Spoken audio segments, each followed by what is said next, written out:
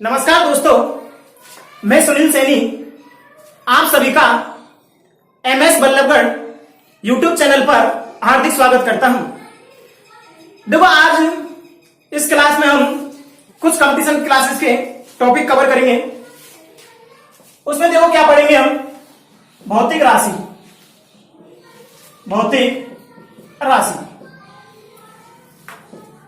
आप देखो ये भौतिक राशि क्या होती है कि भौतिक का मतलब क्या होता है? फिजिकल, शारीरिक। देखो भौतिक शब्द का यदि हम वैसे मतलब निकालें तो देखो भौतिक का मतलब क्या होता है? वे सभी वस्तु होती हैं जिन्हें हम देख सकते हैं, सुन सकते हैं या महसूस कर सकते हैं। यानी वे सभी वस्तु जिन्हें हम देख सकते हैं, सुन सकते हैं या फिर महसूस कर सकते हैं, उन्हें क्या कहते हैं? हम भौतिक राशि कहते हैं। ये तो हम सबसे मतलब निकालते हैं। भौतिक राशि का मतलब क्या होगा कि देखो, जैसे कोई भी वस्तु हो जिसे हम देख सकते हैं, सुन सकते हैं या क्या कर सकते हैं? महसूस। अगर देखो हम इसकी अलग पर सेकंड डेफिनेशन की बात करें तो देखो क्या होगा भाई कि वे राशि होती है, वे वस्तु होती है जिनको हम माप सकते हैं, नाप सकते हैं या क्या कर सकते हैं? तोल सकते हैं। बात एक ही है कि वे राशि होती है, वे वस्तु होती है जिन्हें हम माप सकते हैं, नाप सकते हैं या तोल सकते हैं, उन्हें क्या कहते हैं? भौतिक राशि कहते हैं। तो ये तो भौतिक राशि का मतलब होता है कि वे राशि होती है जिन्हें हम देख सकते हैं, सुन सकते हैं या महसूस कर सकते हैं, उन्हें क्या कहते हैं? भौतिक राशि। या फिर क्या होती है भाई? वे वस्तु होती है जिनका हम मापन कर सकते हैं। सिंपल भाषा में कहते क्या कर सकते हैं? मापन। उन्हें क्या कहते हैं? भौतिक राशि कहते हैं। इसी मतलब निकाला हमने कि वे राशियां होती हैं जिन्हें माप सकते हैं, नाप सकते हैं या क्या कर सकते हैं? तोल कर सकते हैं। उन राशियों को क्या कहते हैं? भौतिक राशि। अब बात करें कि कितने प्रकार की होती है, यानी भौतिक राशि कितने प्रकार की होती है? ये भाई दो प्रकार की होती है। एक होती है मूल राशि और दूसरी होती है व्युत्पन्न राशि। राशि मूल रूप से कितने प्रकार की होती है? दो। एक मूल राशि होती है और दूसरी कौन सी होती है? व्युत्पन्न राशि होती है। आप देखो मित्र भाई कि यदि मूल राशि की बात करें कि एग्जाम में क्वेश्चन किस प्रकार पूछा जाता है कि मूल राशि कितने प्रकार की होती है, तो ध्यान रखना मूल राशि होती है, मूल राशि वो कितने प्रकार की होती है? 7। मूल राशि है वो कितने प्रकार की होती है भाई? 7। अब देखो 7 मूल राशि कौन कौन सी होती है? नंबर 1 लंबाई, सेकंड द्रव्यमान, थर्ड क्या होती है भाई? समय, फोर्थ विद्युत धारा, पदार्थ की मात्रा, 6 होता है ताप, और 7 लास्ट ज्योति तीव्रता, या कई बार इसे प्रदीपन तीव्रता के नाम से भी पूछा जाता है। प्रदीपन तीव्रता। तो देखो 7 मूल राशि होती है और वो कौन कौन सी होती है भाई? लंबाई, द्रव्यमान, समय, विद्युत धारा, पदार्थ की मात्रा, ताप, और लास्ट क्या होती है? ज्योति तीव्रता या क्या होती है? प्रदीपन तीव्रता। अब देखो मूल राशि है 7 होगी, तो देखो मैक्सिमम क्वेश्चन क्या पूछा जा सकता है कि मूल राशि कितने प्रकार की होती है? तो मूल राशि कितने प्रकार की होती है भाई? 7। और देखो क्या करेगा भाई, कुछ हमें मूल राशि दे सकता है और कुछ क्या कर सकता है? व्युत्पन्न राशि दे सकता है। और उनसे पूछा जा सकता है कि निम्न में से मूल राशि कौन सी है। तो हमें क्या करना है? इस 7 राशि में से देखनी है कि जो मूल राशि होती है उसी को क्या करना है? हमें देखना है। आप देखो इसके बाद बात करें हम व्युत्पन्न राशि की। देखो सेकंड होती है भाई व्युत्पन्न राशि। तो देखो व्युत्पन्न राशि क्या होती है भाई? शब्द देखो व्युत्पन्न मतलब क्या होता है? उत्पन्न की गई। यानी कि उत्पन्न की गई राशि क्या कहलाती है? व्युत्पन्न राशि। आप देखो किससे उत्पन्न करते हैं? कि मूल राशियों से। उत्पन्न किससे करते हैं भाई? मूल राशियों से। तो मूल राशियों से उत्पन्न की गई राशि क्या कहलाती है? व्युत्पन्न राशि। अब देखो मूल राशि से उत्पन्न कैसे करते हैं और कौन सी राशि व्युत्पन्न राशि होती है। जैसे सपोज करो हम वेग की बात करें तो वेग का फॉर्मूला क्या होता है भाई? विस्थापन बटे क्या होता है? समय। अब देखो विस्थापन क्या होती है? लंबाई, दूरी।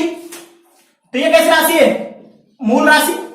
और समय भी कैसी राशि भाई? मूल राशि। यानी दोनों कैसी राशि भाई? मूल राशि। तो देखो मूल राशि दोनों का क्या किया हमने? अनुपात। तो क्या प्राप्त हुई हमें? वेग। तो हम कह सकते हैं भाई कि मूल राशि की सहायता से क्या प्राप्त करते हैं हम? व्युत्पन्न राशि। अब देखो व्युत्पन्न राशि की बात करें कि व्युत्पन्न राशि कौन सी होती है? तो अपनी जो 7 मूल राशि होती है, 7 मूल राशि, उनके अलावा शेष जितनी भी राशि होती है वो सभी कौन सी राशि होती है? व्युत्पन्न राशि। तो याद रखना है हमें भाई क्या कि मूल राशि कितनी होती है? 7। और उन 7 ही मूल राशियों की सहायता से हम क्या करते हैं? व्युत्पन्न राशि प्राप्त करते हैं। तो याद रखना है कि हमें जो मूल राशि होती है उनके अलावा जितनी भी राशि होती है वो क्या होती है? शेष राशि। तो देखो क्वेश्चन किस प्रकार पूछा जा सकता है। नंबर 1 तो मूल राशि कितने प्रकार की होती है? मूल राशि कितने प्रकार की होती है? हमने बताया कितनी प्रकार की होती है भाई? 7। या फिर देखो क्वेश्चन क्या पूछा जा सकता है कि निम्न में से मूल राशि कौन सी है? यानी निम्न में से मूल राशि कौन सी है? तो देखो ऑप्शन दे दिया। जैसे मान लो ए में दे दिया हमने वेग दे दिया, जैसे बी दे दिया चाल, सी दे दिया क्या? त्वरण, और लास्ट दे दिया भाई क्या हमें? डी में लंबाई। तो हमें छांटनी इसमें जो मूल राशि कौन सी है। तो देखो भाई कि मूल राशि कौन सी है? लंबाई अभी 7 राशि बताई, त्वरण, चाल और वेग कैसी राशि है? व्युत्पन्न राशि। तो देखो यहां पर 2 प्रकार से क्वेश्चन पूछे जा सकते हैं कि मूल राशि कितनी होती है, और कुछ मूल राशि का कुछ क्या दे देगा? व्युत्पन्न राशि देगा। उनमें से पूछेगा कि निम्न में से व्युत्पन्न राशि कौन सी है या फिर मूल राशि कौन सी है। ये 2 ही क्वेश्चन बनते हैं किस पर? राशियों पर। अब बात करें देखो किसकी भाई? मात्रक की। कि मात्रक क्या होता है? देखो मात्रक यानी क्या होती है भाई? यूनिट। देखो मात्रक का सिंपल मतलब याद रखना है हमें, मापने की इकाई। मापने की इकाई क्या कहलाती है? मात्रक। देखो मापने की इकाई क्या कहलाती है? मात्रक। देखो कैसे भाई? जैसे मान लो किसी भी राशि का मापन करें, सपोज हम क्या लेते हैं? एक राशि लेते हैं द्रव्यमान। राशि का लेते हैं भाई? द्रव्यमान। आप देखो द्रव्यमान कैसे लिखते हैं? लिखिए जैसे 10 kg लिखा हमने, यानी 10 किलो। तो देखो 10 तो क्या हो गया? इसका परिमाण हो गया राशि का, और केजी क्या हो गया? इसका मात्रक। और देखो मात्रक कहां लगाते हैं? हमेशा लास्ट में। और लास्ट राशि क्या कहलाती है? इकाई। तो देखो इससे क्या पता चल रहा है कि जो द्रव्यमान मापा है हमने किस में मापा है? केजी में। यदि यहां पर ग्राम लगा होता तो किसमें मापन होता? ग्राम में। तो इससे मतलब निकाल सकता है मापने की इकाई क्या कहलाती है? मात्रक। तो देखो मात्रक की परिभाषा हो जाती है भाई, मापने की इकाई क्या कहलाती है? मात्रक। अब देखो मात्रक के प्रकार की बात करें कि मात्रक कितने प्रकार के होते हैं। देखो मात्रक में 2 ही प्रकार के होते हैं। कौन सी भाई? मूल मात्रक, और कौन से होते हैं? व्युत्पन्न मात्रक। मूल मात्रक होते हैं, क्या होते हैं? व्युत्पन्न मात्रक। आप देखो मूल मात्रक कौन से होंगे? व्युत्पन्न मात्रक कौन से होंगे? तो देखो मूल राशि होती है उनके मात्रक क्या कहलाते हैं? मूल मात्रक। जो क्या होते हैं मेरी? मूल राशि होती है उनके मात्रक क्या कहलाते हैं? मूल मात्रक। और व्युत्पन्न राशि होती है उनके मात्रक क्या कहलाते हैं? व्युत्पन्न मात्रक कहलाते हैं। तो देखो मूल मात्रक कितने होंगे भाई? 7 होंगे। जैसे राशि लिखी हमने लंबाई, लंबाई का मात्रक क्या होता है? मीटर। तो हमने कहा जो मूल राशि होती है उनके मात्रक क्या कहलाते हैं? मूल मात्रक। हमने पढ़ी मूल राशि कितनी भाई 7 अभी। देखो लंबाई, द्रव्यमान, समय, ताप, विद्युत धारा, पदार्थ की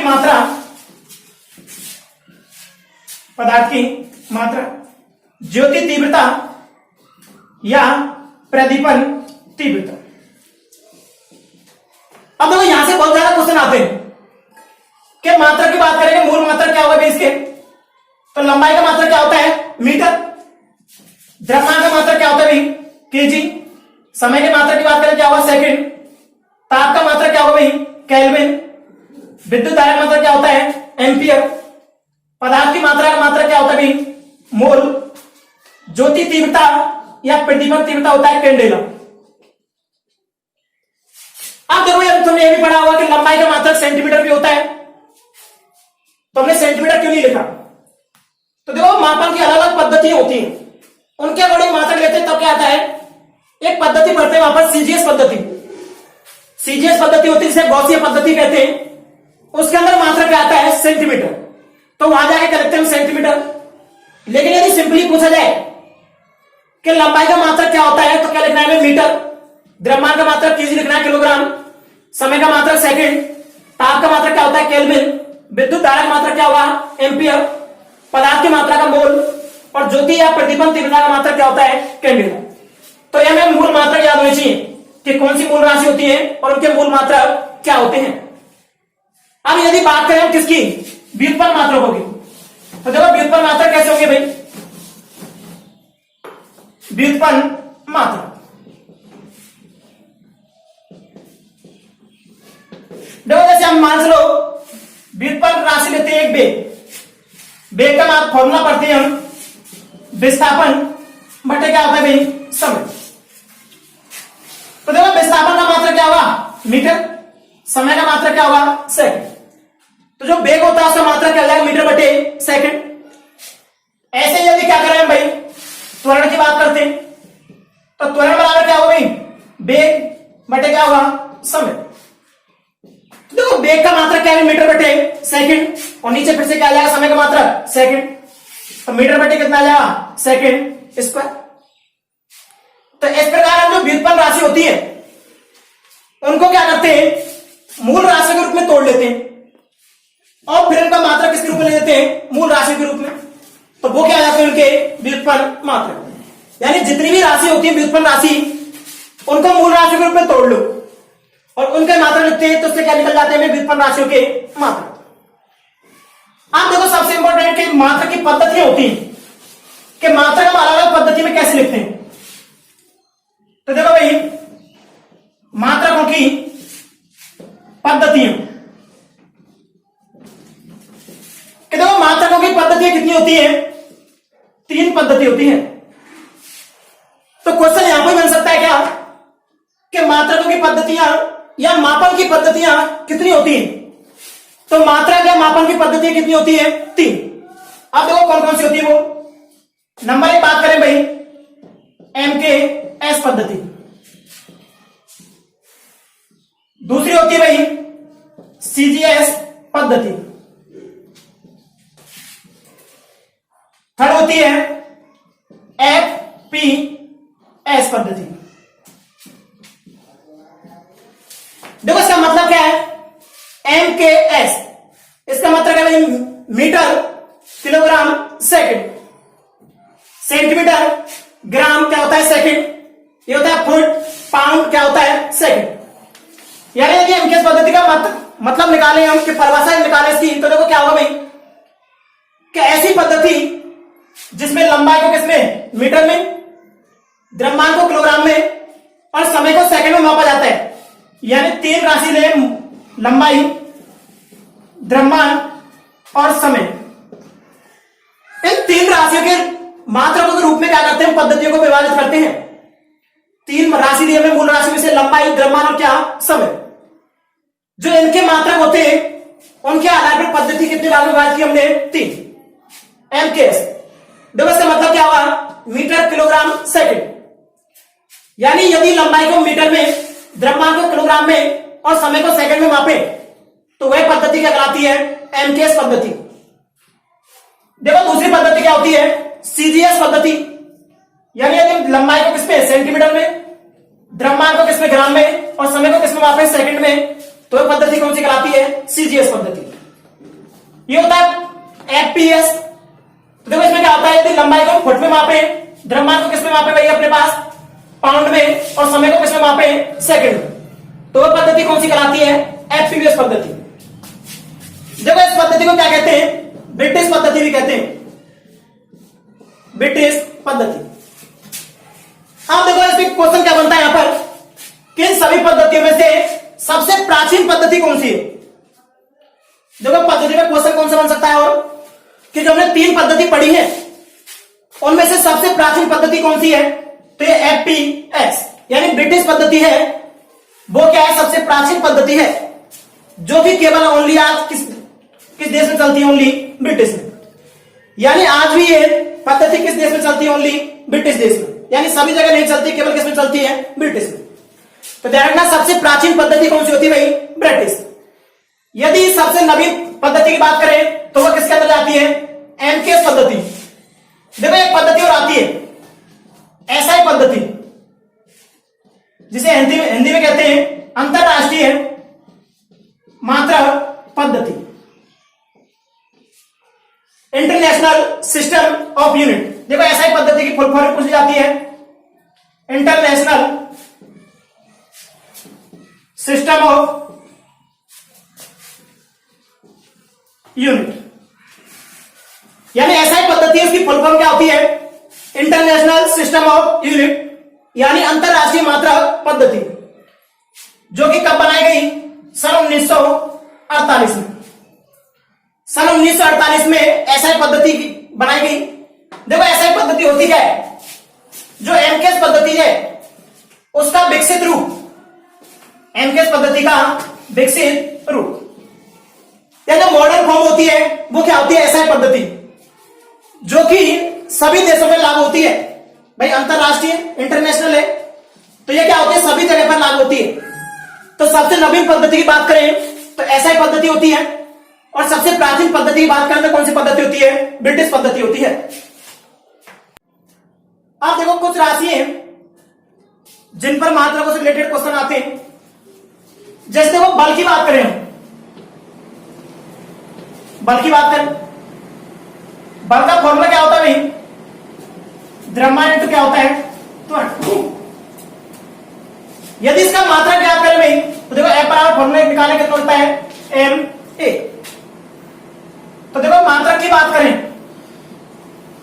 यदि हम एमकेएस पद्धति की बात करें कि एमकेएस पद्धति में इसका मात्रक क्या होगा, तो देखो द्रव्यमान का मात्रक क्या होता है? Kilogram KG.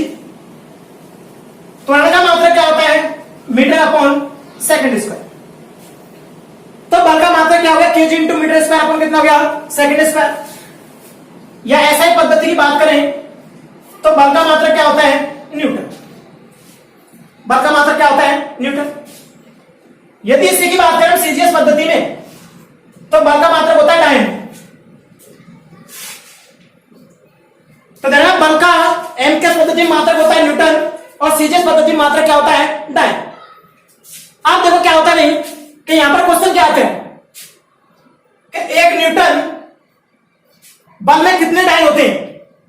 तो देखना 10⁵5 डायन, यानी 1 न्यूटन बल 10⁵5 डायन के क्या होता है? बराबर होता है। तो ये सबसे ज्यादा क्वेश्चन पूछा जाता है यहां पर, बहुत ज्यादा एग्जाम कंपटीशन में पूछा जाता है कि 1 न्यूटन बल है उसमें कितने डायन होते हैं? 10⁵5। ऐसे ही बात करें यदि हम ऊर्जा की तो देखो क्या होता है भाई? ऊर्जा का मात्रक क्या होता है? जूल।